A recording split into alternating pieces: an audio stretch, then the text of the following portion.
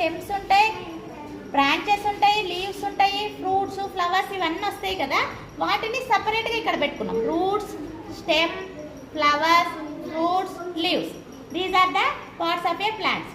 ఇవన్నీ కూడా ఏంటంటే రూట్స్ ఎట్లా యూజ్ అవుతుంది అంటే ప్లాంట్కి ఫుడ్ వస్తుంది, వాటి ద్వారానే అది ఏం చేస్తుంది, వాటర్ని అబ్జర్వ్ చేసుకుంటుంది, సాయిల్ నుండి ఫెర్టైల్ నుండి అదంతా కూడా ఏమైతే కావాలో వాటికి కావాల్సిన బలాన్ని కూడా మళ్ళీ నిలబడడానికి కూడా సపోర్ట్ను కూడా రూట్స్ ద్వారానే తెచ్చుకుంటుంది.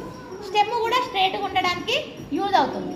ఇవేంటంటే ఫుడ్ ప్రిపేర్ చేసుకున్నప్పుడు అవి ఫ్లవర్స్ లాగా కానీ ఫ్రూట్స్ లాగా కానీ ఒక్కొక్క ప్లాంట్ ఒక్కొక్క విధంగా తయారు చేసుకుంటుంది.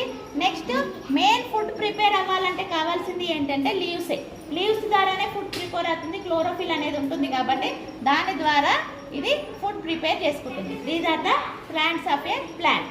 నెక్స్ట్ మనకి ప్లాంట్ నుండి ఏమేమి వస్తున్నాయి ఇది చూడగానే ఏంటంటే పిల్లలకి ఈజీగా అర్థమైపోతుంది.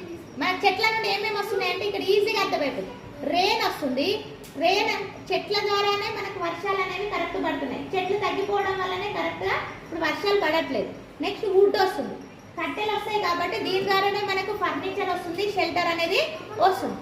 నెక్స్ట్ ఏంటంటే వీటి నుండే సీడ్స్ వస్తాయి. సీడ్స్ ఎట్లా మనం తినడానికి యూజ్ అవుతుంది. నెక్స్ట్ మళ్ళీ గింజలు నాటుకొని పంటలు పండించడానికి, ప్రతిదానికి జంతువులకు కానీ పక్షులకు కానీ మనుషులకు కానీ అన్నిటికీ కూడా ఇవి చాలా ఉపయోగం.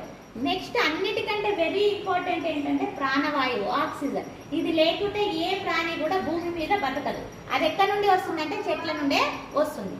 నెక్స్ట్ కాటన్ కూడా మనకు చెట్ల నుండే వస్తుంది. దీని ద్వారానే మనం బట్టలు తయారు చేసుకుంటున్నాము, రకరకాల బట్టలు తయారు చేసుకొని వాటిని మనం ధరిస్తూ ఉన్నాం.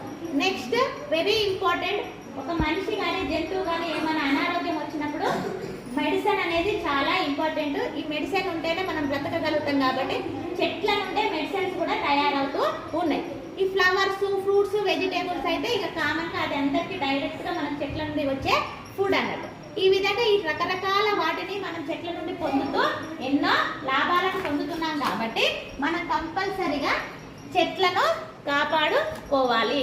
చెట్లు లేకుంటే రాను రాను ఏమైపోతుందంటే ఈ భూమి మీద ప్రాణకోటి అనేది అంతమైపోతుంది.